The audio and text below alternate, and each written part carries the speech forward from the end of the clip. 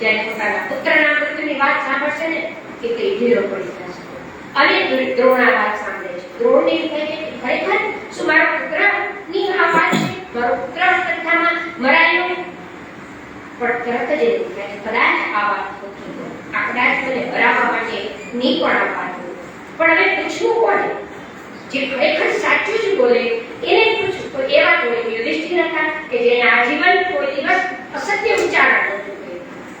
યુધિષ્ઠિરને જુએ છે અને પૂછે છે અપી અશ્વત્થામા હતા, અશ્વત્થામા મરાયો. યુધિષ્ઠિર માટે પુનઃ ધર્મ અને અધર્મ વચ્ચે અસમંજસ છે. હવે શું કરવું? હવે મારે શું કહેવું? જો આ પાડશે તો ખોટું બોલાય અને ના પાડશે તો એ પાંડવો માટે ખોટું બોલે. અને એટલે યુધિષ્ઠિર બોલે છે નરો વાકુ જયો, કાં તો નર અને કાં તો હાથી. અશ્વત્થામા નામનો એ શબ્દ બોલજો એટલે કાં નર અને કાં હાથી. આટલું જ અર્ધ સત્ય બોલ્યા અને દ્રોણનો તો વધ થઈ ગયો. પણ એમ કહેવાય છે, મહાભારત એવું કહે છે કે યુધિષ્ઠિરનો રથ એક બે પૃથ્વીથી ઉપર ચાલતો હતો એ જોયું કરાય. મિત્રો વિચાર કરો, આપણો રથ ક્યાં જશે? મૂલ્યોનું પતન, સંસ્કૃતિની લુપ્ત થતી જતી આ આખી વિરાસત, એને જો આપણે સાચવીશું નહીં તો આપણો રથ પાતાળમાં પણ જતો રહે.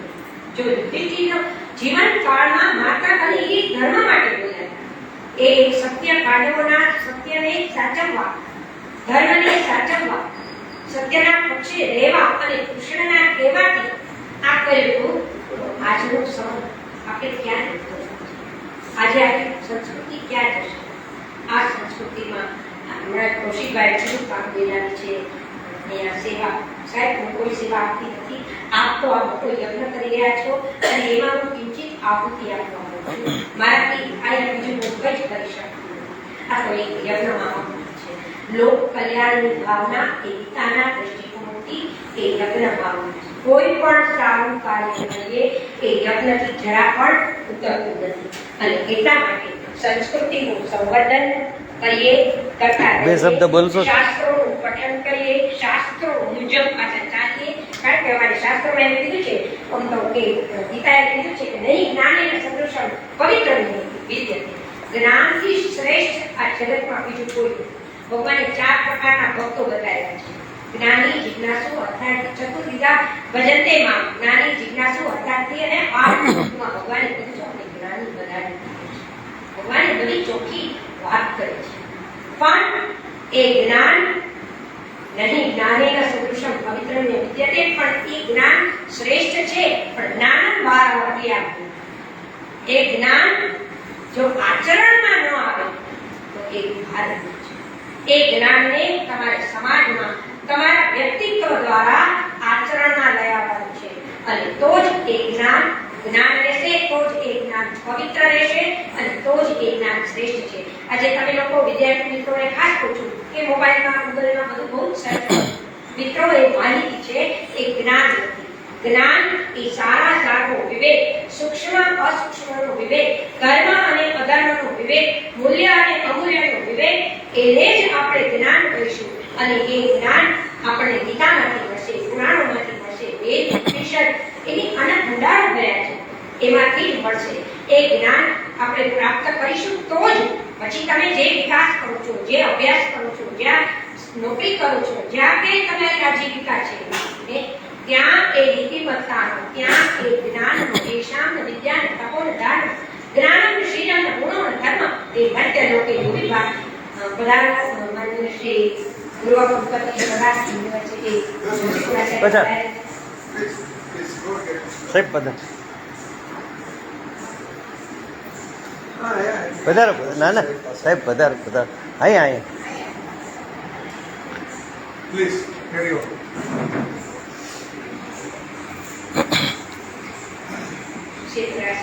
વારંવાર પ્રેરણા આપવા માટે વધારે છે.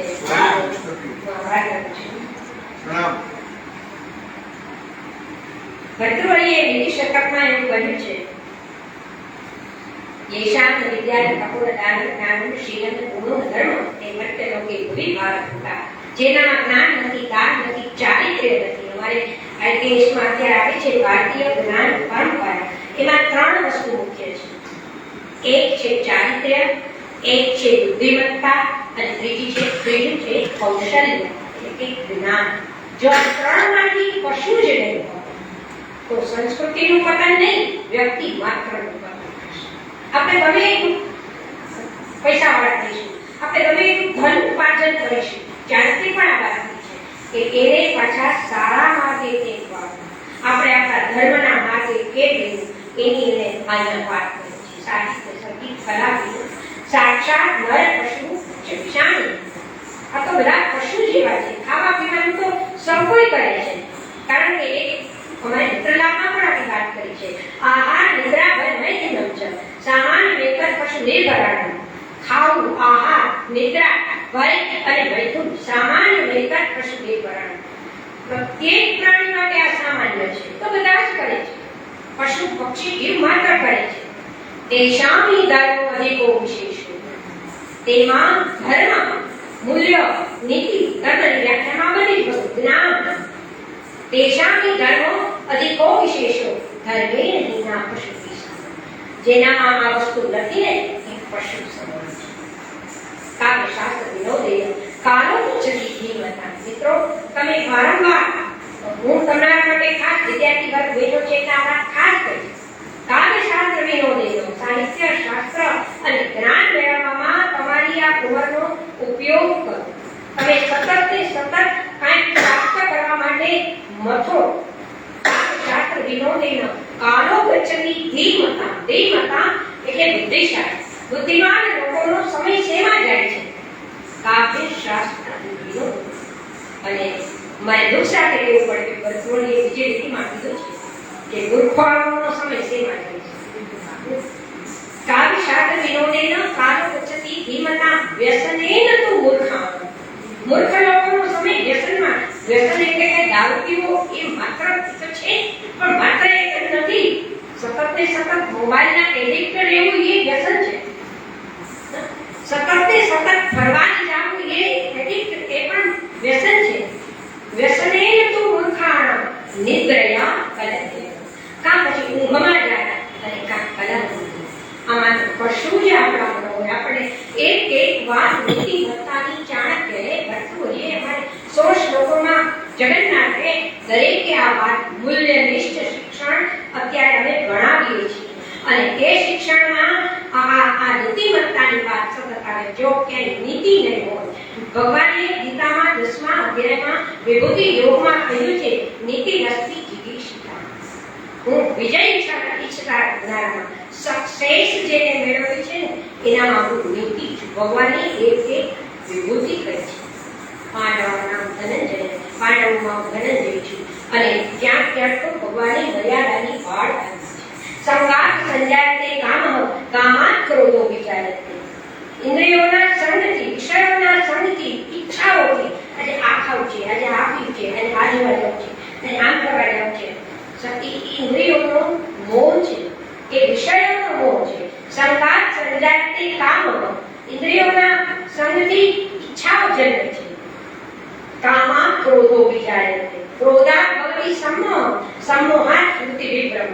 સ્મૃતિ ભ્રંશાત બુદ્ધિનાશો, બુદ્ધિનાશાત ભ્રષ્ટ. એક વિવેક ભ્રષ્ટાનામ ભવતિ શતમ. એક પછી એક કોઈ પણ ગ્રંથ, એક ને એક માત્ર વિદ્યાર્થી મિત્રોને તો એટલું જ કહ્યું કે એક ગીતા તમે સમજો. ખાલી વાંચવાની નથી, ખાલી એક પૂજા કરવાનો ગ્રંથ નથી. એ તો યુવાનો માટેનો એક આ રણ સંગ્રામમાં, જીવન સંગ્રામમાં કેમ જીવાય એના માટેનો છે. અને એમાંથી તમને પુષ્કળ પ્રમાણમાં મૂલ્યો મળશે. એમાંથી ચારિત્ર્ય, એમાંથી કૌશલ્ય, એમાંથી જ્ઞાન અને એમાંથી આપણે બુદ્ધિમત્તાની તેજસ વિના ભગવાન કહે છે કે બુદ્ધિમાનોમાં બુદ્ધિ છું, તેજસ્વીમાં હું તેજ છું. બલબલતા કામ રાગ વિવર્જિત. ભગવાનની દરેક જગ્યાએ એક બાળ બાંધી છે. બળવાનમાં હું બળ છું, પણ કામ રાગ વિવર્જિત. હું કાંઈ કોઈના પૂર્વગ્રહથી હવે એને પાડી જ દેવા, બદલો લેવાની ભાવના, પ્રતિશોધની ભાવનાથી રહેલો હું બળ નથી. આ બળ ક્યાં વાપરવાનું છે? હમણાં જેમ આપણી સરકારશ્રીએ પહેલા હુમલો થયો અને પછી જે જે કર્યું એ લોકોને ઉપર જે બળ પ્રયોગ કર્યો આપણી સેનાએ એ બળ વાપરવાનું છે. એ ધર્મ છે, એને મારી નાખવા એ જરા પણ અધર્મ નથી. અહિંસા કરવું ધર્મ છે, પણ એને મારવા એ ધર્મ છે. કારણ કે એને આપણા નિર્દોષ લોકો ઉપર, આપણા ધર્મ ઉપર, આપણા શિક્ષણ ઉપર, આપણી સંસ્કૃતિ ઉપર જ્યારે પ્રહારો થાય ત્યારે એને પોતાને જ કરી દેવું પડે. એ જ વાત ગીતામાં અર્જુન કૃષ્ણે કરી છે કે ધર્માનિવૃત્તો ઉદ્દેશુ કામોસ્તુ ધર્મસ્તુ બલં બલવતામહં કામરાગ વિવર્જિતઃ અને ધર્મથી અવિરુદ્ધ એક કામ કરું છું. આજે આ યુવાનો બેઠા છે કે ખાસ આ વાત હું કરીશ કે કેવો કામ છું, ઈચ્છા શું, કામ શું. ઠાકોર બોલો છો અને પુષ્કરના ભાગી જવાના કેટલાય અમારે તો સાહેબ કોલેજમાંથી પ્રતિ માસ એક વિદ્યાર્થી પ્રાપ્ત થાય છે. મા બાપ આવે છે, ફોટા લઈને આવે, આઈ કાર્ડ બતાવે, એના આધાર કાર્ડ બતાવે, દીકરી ક્યાંય દેખાતી ના હોય. હમણાં 15 દિવસ પહેલાની જાય વાત. અને પછી મા બાપ એમ પૂછે કે તમે એને જોઈ હતી, પણ અમારે તો અમારી ફરજ આ સંકુલની અંદર છે, અમે સંકુલની બહાર અમારી જવાબદારી બનતી. ધર્માવિરુદ્ધો ઉદ્દેશુ કામોસ્તુ ધર્મસ્તુ. હું કામ છું પણ ધર્મ સંમત કામ છું, ધર્મથી અવિરુદ્ધ કામ. ઘણી બધી વાતો કરી લીધી, શિક્ષણ, કર્મની અને ધર્મની. આદરણીય સાહેબ શ્રી કરાયા છે પુનઃ હું એમનો પણ એમણે મને સાંભળી એનો આભાર માનું છું. મને આટલો સમય આપ્યો, ખૂબ ખૂબ આભાર. વાગડધારી સંતૃપ્તો વાગડના પ્રતિપાતાએ જનકારણી કરો વંદે પાર્વતી પરમેશ્વર. આભાર.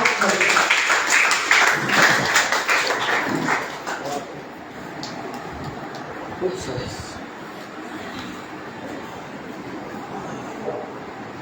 ખૂબ ખૂબ આભાર કારુલબેન. ત્યારે આપણી વચ્ચે આપણા આમંત્રણને માન આપીને માનનીય શ્રી કમલેશભાઈ જોશીપુરા, નામ જ પૂરતું છે, કારણ કે તેઓ વૈશ્વિક શિક્ષણ શાસ્ત્રી, કાયદા શાસ્ત્રી અને રાષ્ટ્રીય લેવલે અનેક સંસ્થાઓ સાથે સંકળાયેલા છે. હું તો એની વ્યસ્તતા નજીકથી જોઈ રહ્યો છું કે તેઓએ અહીંયા સમય ફાળવીને આવ્યા. એમનો ખૂબ ખૂબ આભાર. આપણે હવે તેમનો લાભ લઈએ. તેઓ આપણને 2 શબ્દો પ્રાસંગિક ઉદ્બોધન કરશે. માનનીય કમલેશભાઈ.